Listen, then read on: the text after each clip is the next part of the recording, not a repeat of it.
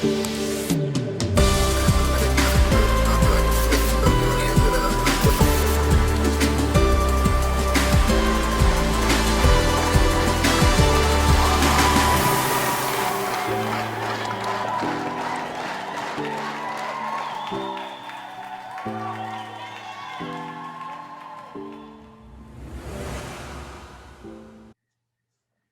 everyone, and welcome to the last of our morning sessions. It is lunchtime here in Melbourne. Wherever you are in the world, welcome. I know we've got people, Wayne in particular, I'm learning is from Shanghai. Lani, I see you've joined you. I know you're in Melbourne. And so wherever you are, whether you've had lunch or not, welcome. And we are going to dive into productivity with Ishan Gallapathy, who I've known for a few years, and he is an operational excellence guru. So he's got an exciting insight into manufacturing technology. Ishan and I have had many conversations about the whole digital space over the years. And so this is going to be really fascinating and new. This is all from Ishan's new book. If you don't know Ishan, he's got a wealth of knowledge in the field of operational excellence, working across 6 countries for nearly 2 decades for multinationals such as Kellogg's and Arnott's. In his last corporate role, Ishan was responsible for operational excellence in the Asia Pacific for Kellogg's and was part of the global team that developed the Global Supply Chains Excellence Program. He's an industry expert in operational excellence, speaker, author, and Ishan has also appeared on several media platforms sharing his knowledge on all things related to excellence.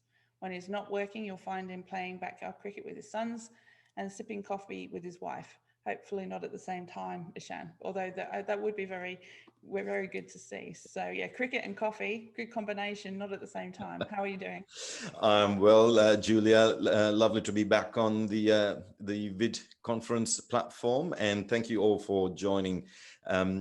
Julia, you did tell me that the biggest difference between last year and this year is that many people are choosing to watch the replay because many of us are actually back at work, isn't it? It's bizarre.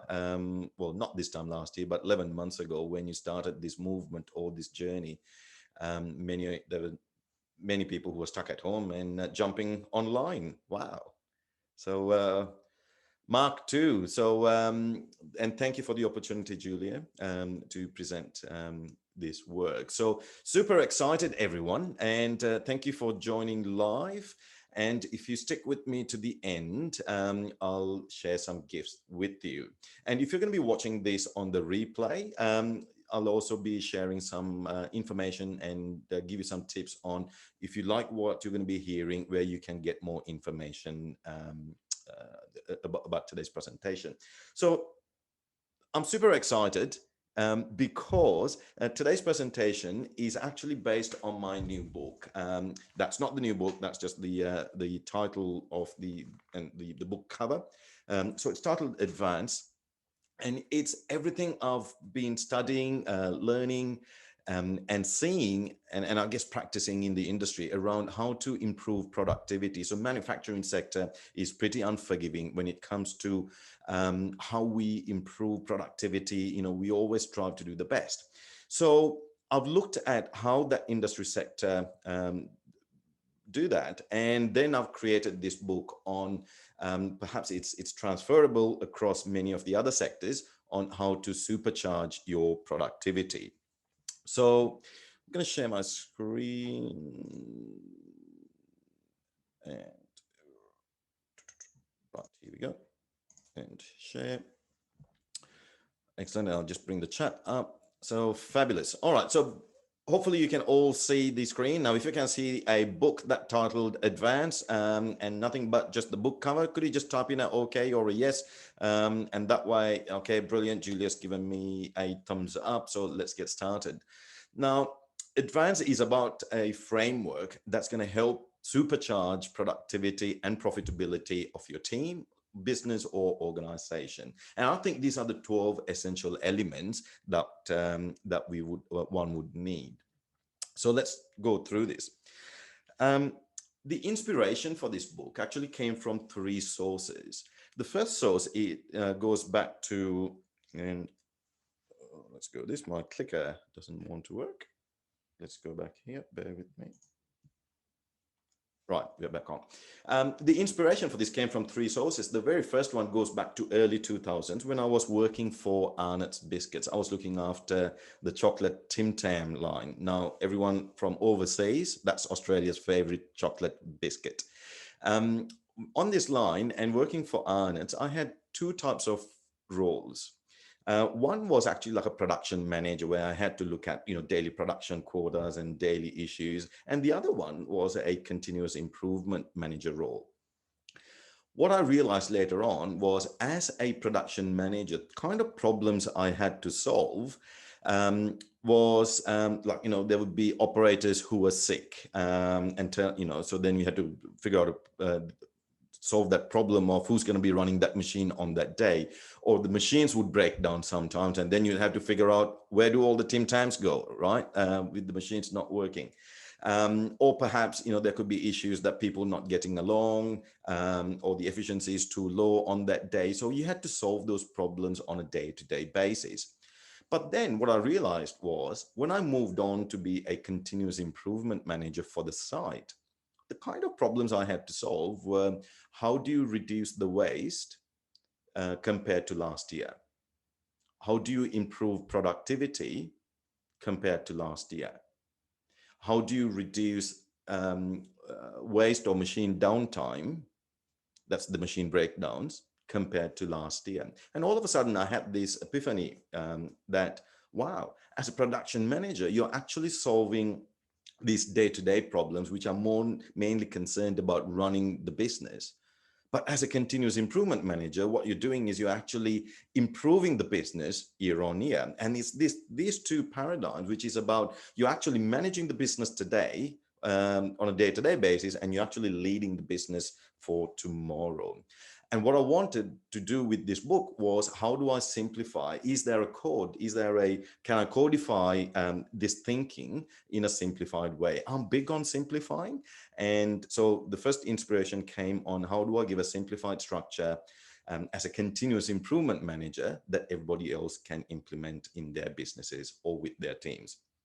The second inspiration came when about 5 years later, so I'm with Kellogg's now, around 2012, when I got to visit this factory. This is the Pringles mega factory in North America. It was owned by Procter & Gamble at the time, and it's actually a mega factory that's 40 acres under roof on a 130-acre site. A bit of trivia, 70% of global Pringles consumption came from this factory. The little highlighted thing over there at the bottom, that's actually a B-double truck. That's 2 40-foot container truck. So you can imagine the size of the whole site. When I was there, now P&G, the parent of Pringles at the time, is known to be one of the best supply chain businesses in the world. It's recognized by Gartner as one of the masters in their top 25 annual awards or the recognition. P&G normally comes up in the top.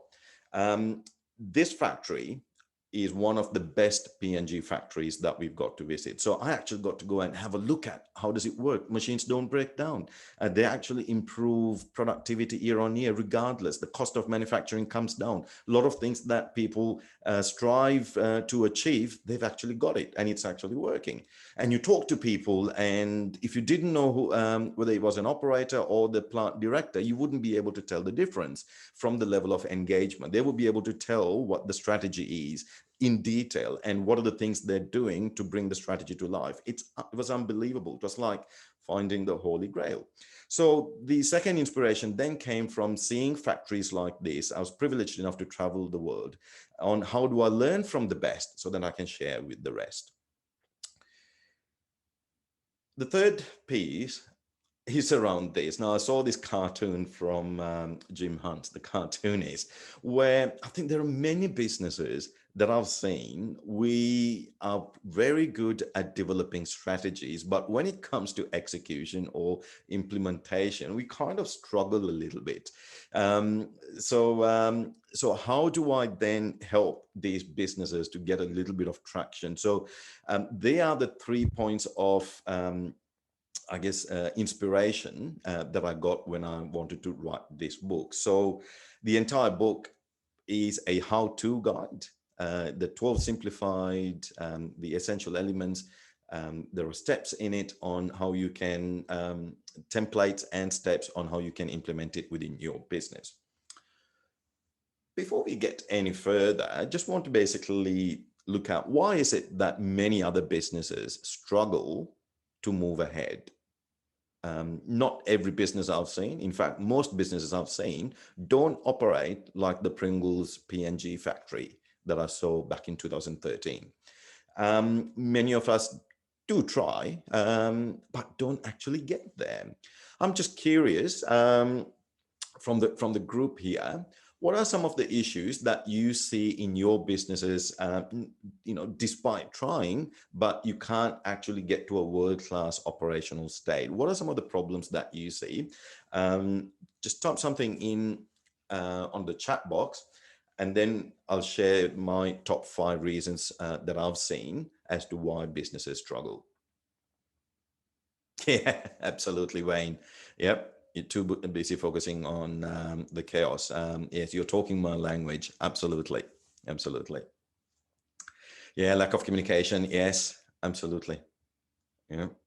When we're not connected with the top and the bottom end, if we don't know what's known as the winning or losing, absolutely. Yeah. So here are my top 5 reasons that I've seen over the years, right? So I'll call these the 5 syndromes. In fact, I share 7 syndromes in the book, but these are the kind of the top 5 out of the 7, if you will.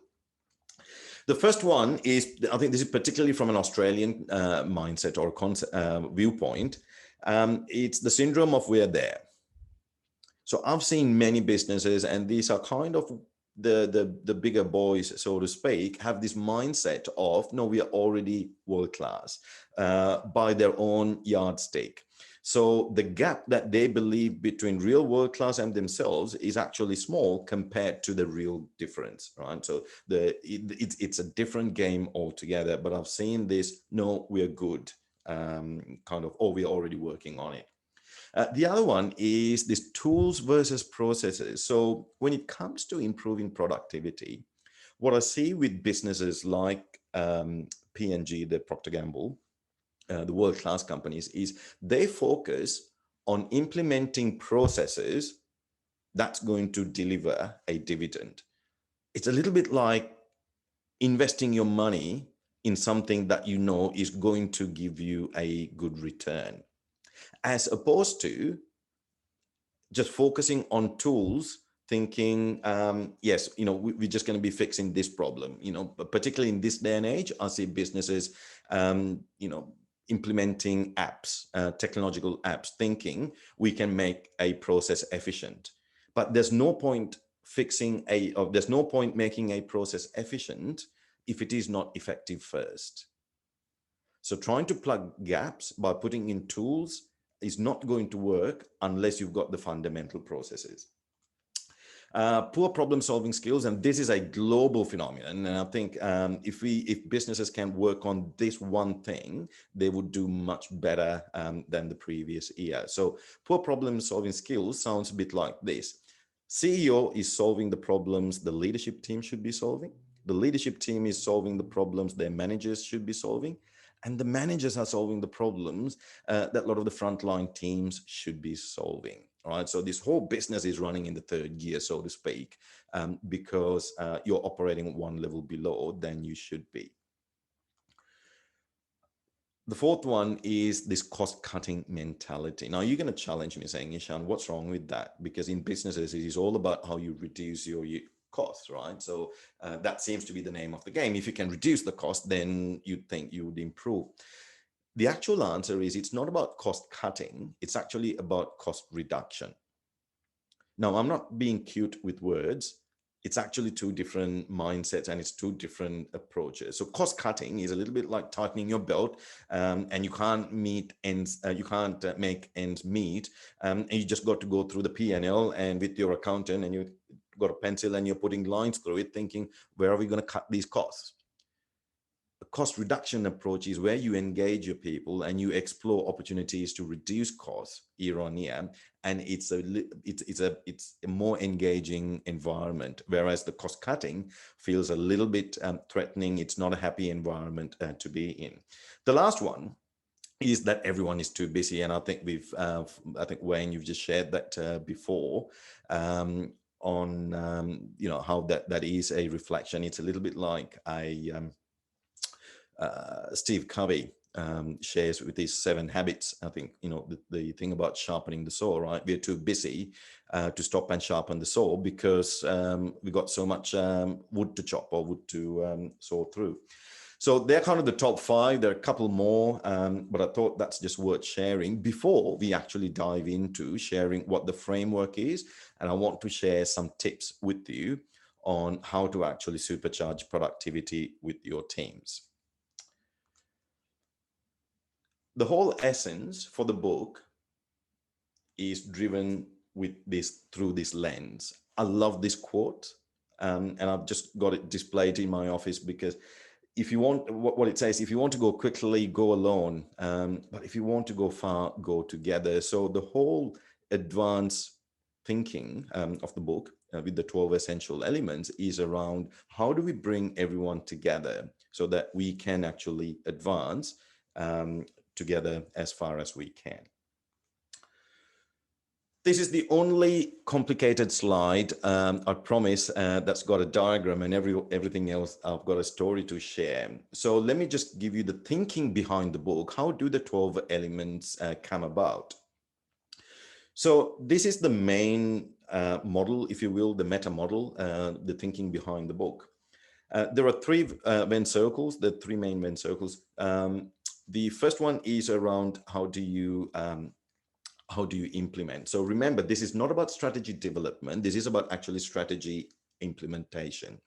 So that's the piece that's going to move your business forward, right? The implementation is how do we focus on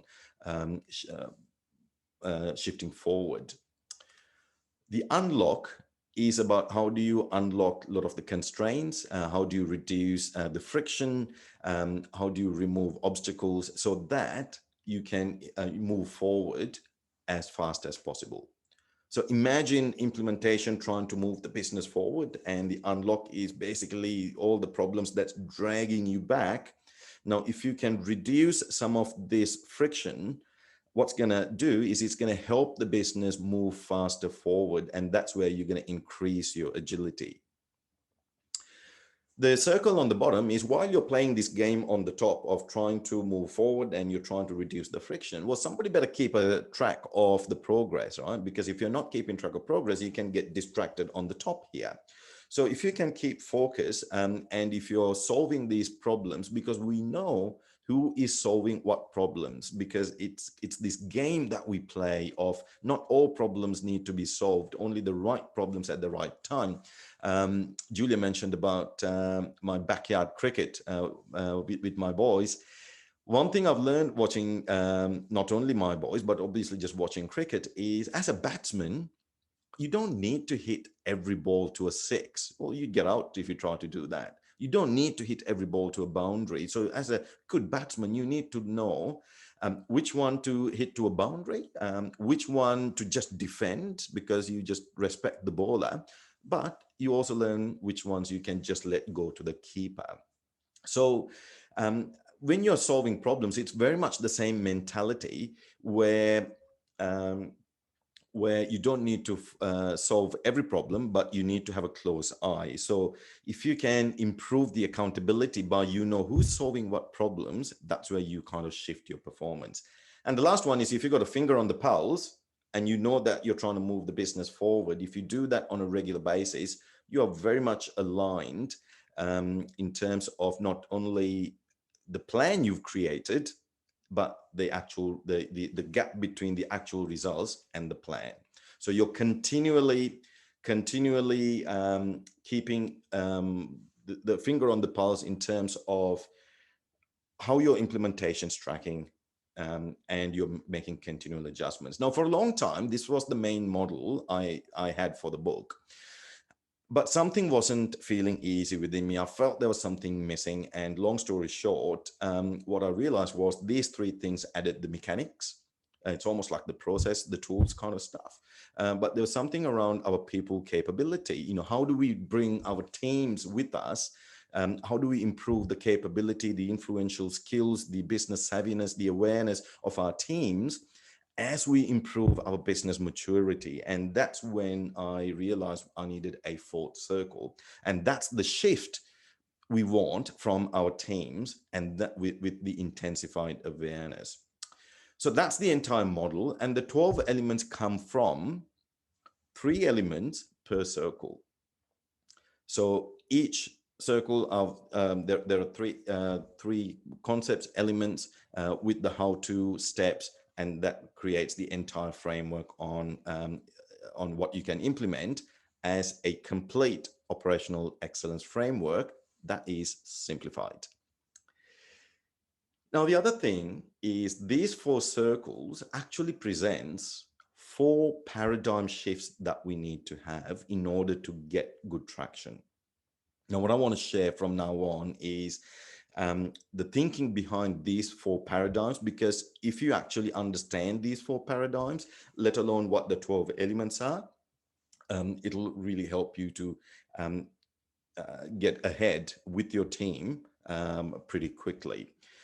Time, yeah, I think they're doing good with time. So I'll share 1 or 2 tips of what the 12 elements are as we go through. So let's jump straight into it. The first one is the implementation, where we are trying to harness the resources. That's the critical and the scarce resources that we have. How do we leverage this effectively? And the paradigm shift we need is this. It's to think the paradigm, as I call it, is the peak versus the hills. My inspiration comes from Sir Edmund Hillary's quest to conquer Mount Everest back in 1953. And back in the day, so 1921 is the first recorded attempt to conquer Mount Everest. And at the time when Edmund Hillary achieved that in 1953, there had been 10 attempts, 10 proper attempts to be the first. Now, many thought in 1952 it would be the Swiss who would actually achieve that, because they found the south approach through Nepal. But they actually stopped short of just 250 meters from the peak. They ran out of oxygen. They ran out of they couldn't make it, so they basically retreated. Now, in 1953, there was Sir John Hunt, it's a military man. The British really wanted to achieve this victory, and they made sure that they went in with a team that would support the climbers. So they had 350 porters. They had 20 Sherpas. Sherpas are the local people who are climatized, or who are used to kind of that the treacherous mountains, and they actually climb with the climbers to support. So they got 20 Sherpas to support the 10 climbers. And when they went in, John Hunt is actually managing the entire expedition. He actually sent 2 other climbers first, Bo Dillon and Evans. Bo Dillon was, I think, an ex-Oxford Mountaineering Club president, and Evans was a brain surgeon. Those 2 were the first to actually attempt from this group. So 26th of May, 1953, Bo Dillon and Evans make the attempt. They almost get there, just 100 meters short. So they did better than the Swiss, but they could not get there. They had problems with their oxygen tank, and they decided to retreat because they would run out of oxygen if they continued. And 3 days later, Hunt would announce the second team to go after the Everest peak, and that was Edmund Hillary and the Sherpa, Tenzing Norgay. Um, Hunt always wanted to include a Sherpa for the climb as a way of paying respect to the service they offer. So as we know, on 29th of May 1953, Tenzing and Hillary actually conquered that quest. Now, these journeys actually inspire people to go on their own journeys of whether it is the personal or professional. And it's through this paradigm that I've got the other three elements on how do we actually supercharge our teams to go after a worthy peak, and just sticking to it and persisting to conquer that peak that we choose. But instead, what I see is that there are many hills that businesses burn out, that they try to climb hill after hill after hill, and they leave the teams exhausted. But nonetheless, they don't feel exhilarated, they don't feel worthy, they don't feel that they've achieved something. So the first paradigm is how do we stick to a journey that's worthwhile, and it's the peak versus the hills paradigm.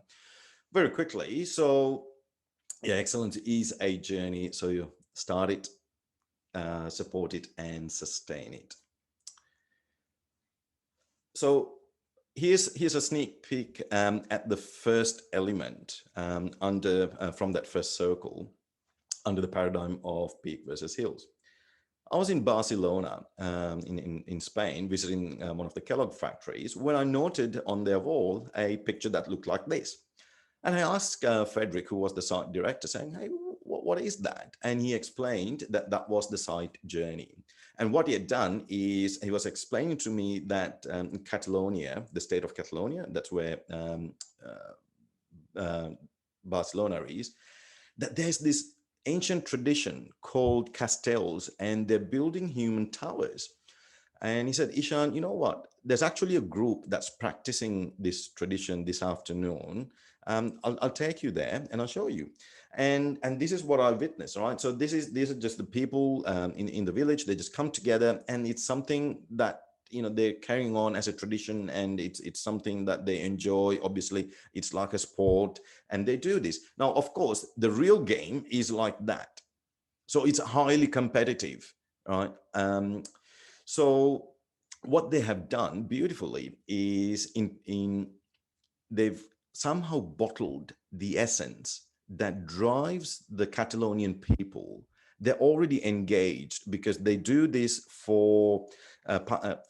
because they want to pass on a tradition, because they want to do something that drives them within. They captured that essence, this factory, and they created their own journey that reminds people of a journey that they're doing outside of the factory beautifully. So the first element is when you're trying to paint the big picture, because you're going after a journey and a peak that's worthy of, you've got to keep reminding people. So how do you engage people? How do you motivate people? How do you drive them? Because it's easy to get distracted and less energetic sometimes as the challenges come at you.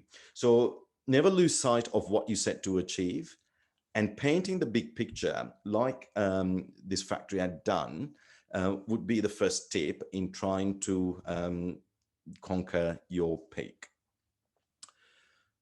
I'm going to move on to the second paradigm.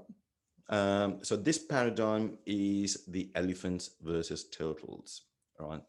Obviously, I've skipped the other two elements, and I'll share with you at the end on where you can download some materials that you can actually see what all the 12 elements are. So the second paradigm, which is the second circle around unlocking our constraints, issues that's holding us back. Now, I'm inspired by nature, looking at how elephant calves are brought up.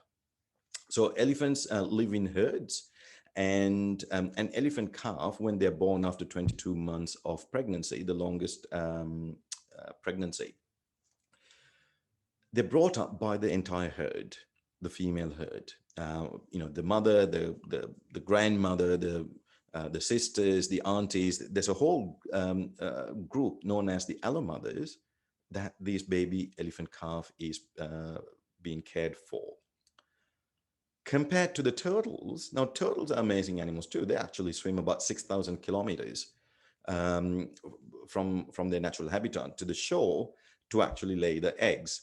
So they swim all that way. They normally lay about 100 to 200 batches of eggs. They dig a hole, obviously lay the eggs and cover it up, and off they go. Now, in about 60 days, little hatchlings start to surface to the top. And what you would find is that afterwards, there's a frenzy that, when the hatchlings come to the top, they try to swim to the ocean. And guess what? As you may know, the survival rate for turtles is not great. It's actually 0.1%. That's 1 in 1,000.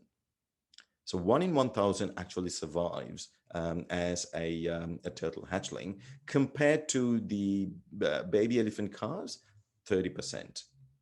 So the question is this: as we are trying to unlock issues, constraints, and problems in our businesses, because that's the number one thing that's going to supercharge productivity, the problem I see is that many businesses actually start laying turtle eggs and they stop nurturing elephant calves. What I mean by that is they start so many projects, they start so many initiatives like laying turtle eggs, and many of them die like the little hatchlings. They don't get to see through to completion. But the chances are, if you prioritize properly and if you nurture these projects, they would have a higher rate of success. So what I would like to leave is stop starting, but start finishing. And if you did that, you would actually start shifting your business performance, your team performance year on year. So one of the elements under this second paradigm, under this second circle, is identifying hidden opportunities. So this is the fourth element out of the 12 essential elements, and it's about how do you identify the right opportunities, because there lies how do you bring up these elephant calves. And I'm inspired by the story of the British rowing team who won the Sydney 2000 Olympic gold medal for men's eights. Now, the interesting story is this team hadn't won a single competition until 1998. Just 2 years prior to winning the gold medal, they had not won a single event. But in 2 years, they actually turned around their performance. And Benton Davies, who's to the, at the extreme left on that picture, wrote this book called Will It Make Your Boat Go Faster? When I spoke with Ben, what he said was they went through this rigorous process of identifying real opportunities, and they clarified, because there's so many problems to solve. But unless those problems help them and to make the boat go faster, they actually discarded that. They didn't solve that problem, like the batsman that let the ball go to the keeper. So the notion is this: so how do you come up with a framework to identify the real opportunities? Because what I say is, when businesses or teams are busy digging for oil, you actually miss the diamonds under your feet. So how do you come up with a framework that are easy, that's easily that can be used easily by everyone to identify hidden gems? And that's what I'm sharing in the fourth chapter, which is the fourth element. Moving on to the third paradigm under the third circle, which is about focus. So this is around how do you track progress, right? Because you're playing this game, you're trying to solve as many problems, carefully nurturing them like the elephant calves, but you're trying to implement your tactics and your strategies, but you want to track your progress. So the paradigm is signal versus noise. Signal versus noise. So I don't need to tell you how much noise there is in this world right now. And, be it whether it's your Twitter feed or whether it is the email or whether it's the LinkedIn, there's so much information coming at you faster than you can consume and faster than you can comprehend. So when you're managing your team, when you're managing your organization, when you're leading your team, when you're leading your organization, are you adding noise or are you sending the right signals? Because solving day-to-day chaos, and this is what Wayne was sharing before, solving day-to-day chaos doesn't shift the year-on-year performance. And the story behind signal versus noise is the story of Alan Turing. Alan Turing is the man who helped Sir Winston Churchill during the Second World War to actually fast track the Allied victory by nearly 2 years. And imagine the collateral damage and the lives he saved. Now, Alan Turing was a brilliant mathematician. He got a first class honors from Cambridge and a PhD from Princeton. And soon after the war was announced in September 1939, Turing joined Bletchley Park. That's where a lot of the coding, where a lot of the decrypting for the German code, the spy work was happening. So Turing took up a full-time role. And the biggest problem during the Second World War was this German Enigma machines, which was a crypting device that the Germans used to pass messages between the battlefront and where the commanders were. So the Enigma machine was so, I mean, the Germans themselves said that it's the unbreakable machine because it had 159 quintillion combinations that kept changing on a daily basis. That's 159 with 18 zeros, as we write it here in Australia. So quite a lot of combinations.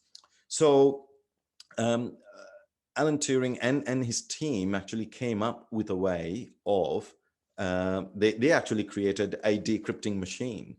If you watch the movie Imitation Game, you would see the whole story behind Alan Turing. I think that was nominated for a couple of Oscars. So, and then from about 1940, mid 1940s, Turing and his team was able to decrypt every German message.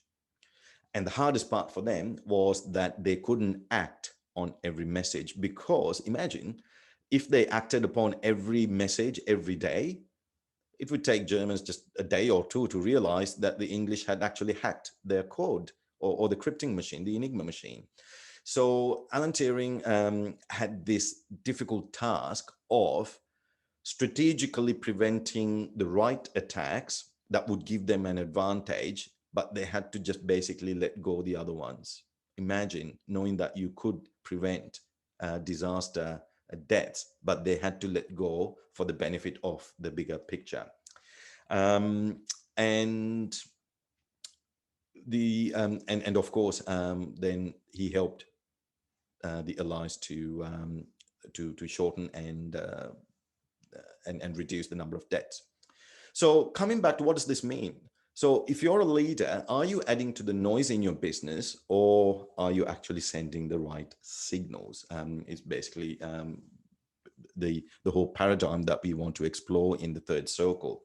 And one of the elements, number 8, chapter number 8, is how do you measure the right metrics? So you need to monitor the right metrics. Julia and I, our friend Stacey Barr. So I get to talk to Stacey Barr, who is a guru when it comes to performance systems and performance measurements. And Stacey shares with me that the number one problem is not businesses, it's not with tracking KPIs, or the problem is not because we don't track metrics. The problem is we don't understand the metrics. We all have a different interpretation. Now, here's a quick example. At some point, we've all taken a flight, right? Many of us have been on more flights pre-COVID days than these days.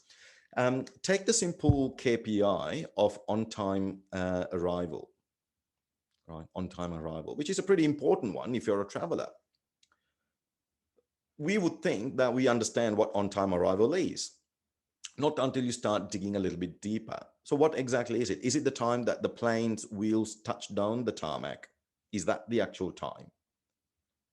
Or is it when the plane actually comes into the gate and the pilot engages the brake? Or is it when the aerobridge docks with the plane? Or is it when the first passenger disembarks?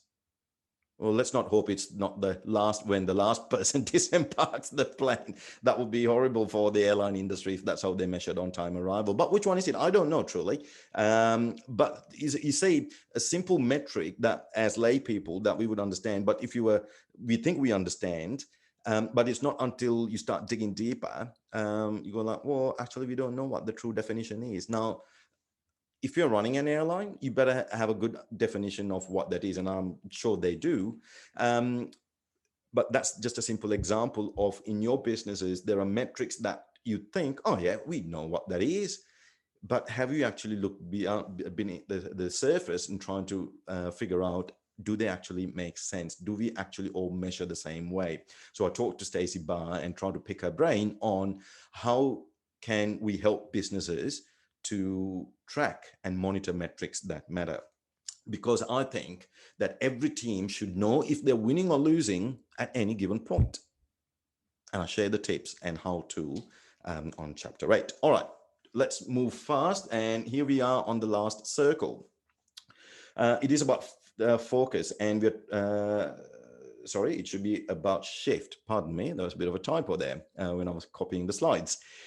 So this is the fourth circle on how we're shifting. And yes, it's a heavily used phrase, the sprint versus the marathon, but I think this is quite an apt place to use it. We know that businesses, is a marathon that we choose to participate. But the problem is that many try to sprint the marathon. And that's why we burn out people. And the inspiration for this comes not from the sporting field, but actually from this man, Peter Baines. Peter Baines used to be a forensic I just lost the word. He used to work for the New South Wales Police as a forensic detective. There you go, that's the word. And he's been part of the global team that went and did disaster victim identification during the forensic investigator. Thank you, Wayne. So Peter Baines, during the, after many global disasters like the Bali bombings and, the Japanese tsunami, Peter Baines had to go and lead the process of disaster victim identification. In 2004, after the tsunami, the Boxing Day tsunami, Peter was in Thailand leading the disaster victim identification. And through that, what he realized was that that many of the charities, they do their part, whether it is for 6 months, 12 months, and they actually wrap up and go because that's what's in their charter. Nothing wrong with that. But the actual implications for the local communities don't finish, or they don't go away after the 6 months or 12 months. Think about the Australian bushfires, in Christmas 2019. Right? Most part of Australia was under fire or was in the path of fire. But we move on very quickly. None of the business channel or none of the news channels now talk about the bushfires or the impact of the victims. So Peter Baines came across these children who were orphaned after the tsunami, and he set up this foundation called Hands Across Water. And he wanted to help these children in their life. And what Peter says is, to bring long-term change, you need to make long-term commitments. So Hands Across Water is, they have 7 centers, and I forget how many children they provide a shelter for. But what Peter says is this: they don't measure their success from the number of centers they open or the number of children they provide shelter or food to, because that just explains the size of the problem. Instead, what they measure their success is how many actually enter into the normal world, being able to have their own family and do a job on their own and actually run a normal life. That's what they measure their success, and they actually educate. Even a university education they provide to these orphans. So, and I love that Chinese proverb, right? If you're planning for a year, sow rice. If you're planning for a decade, plant trees. But if you're planning for a change of lifetime, then educate people. And I think that's what Peter is driven by, because that's why he wants to provide an education, because that's the only way you're going to make an impact over a lifetime. So they're the four circles, and they're the four paradigms. And as I said, there are 3 chapters per circle. And the essence of all of that is, if you implement all these 12 ingredients, the 12 essential elements, that is a simplified operational excellence framework, where we can advance productivity and profitability. So we got a bit of time, and what I wanted to do was I actually wanted to give some books away. How many are on the call at the moment? So we got Carol, Heidi, and Wayne. Well, thank you for, and of course, Julia and Sarah. Is that right, Julia? You just got Wayne, Heidi, and Carol. Would that be right? Okay. Well, thank you for staying, and I hope that was valuable to you.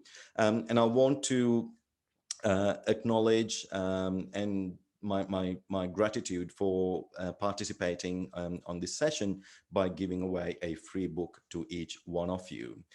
And so I'll share with you on how you can get the free book. The book is currently with the printers. It'll be in my hands late April. So I'll mail it out to you. So I'll obviously need your postal address so that I can mail it out to you. But the other book, Julia, I want to gift a book to you as well, because I know you gifted your book to me very kindly. So I want to repay your kind gesture by gifting my book as well. But I think I know where your postal address is. We can sort that out.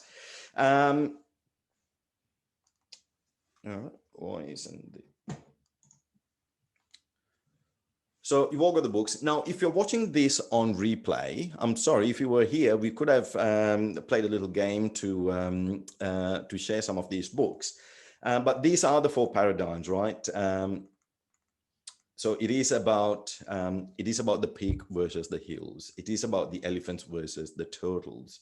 It is about the signal versus the noise, and it's about the sprint versus the marathon. And if you keep these 4 paradigms in your head as you work through with your teams, even without knowing the 12 essential elements, I think you can shift the performance of your team. But if you want to know more about the book, what I've got is I've actually created this white paper, and it's a brochure where it's a 32-page. It's got all the information about the book that you can read. It's got full text on all the introductions, all the stories that I've just shared around the 4 paradigms. I've provided full text because I really want people to download this and get a full understanding. I wanted to give away more than just a free chapter. There it is. So where you can get access to, and I'm just showing the images on screen, is if you go to advancedbook.com.au, if you follow that link, and the 3 of you, Wayne, Carol, and just lost the other name, Heidi, if you also go to this website, just download that document for now, because when you download that document, I'll obviously get your email address and I'll interact with you via that, so that I can get to your postal address to post the books. And if you're watching this on replay, absolutely, anytime, anyone, feel free to share. If you think this is going to be useful to you, if it's valuable to you, feel free to download from that website. So That's all I've got. It is about managing today in its more simplistic way, and it's about leading tomorrow. So let me just stop the share, and I think we've got about 5 minutes. If you have any questions, quite happy to answer them now.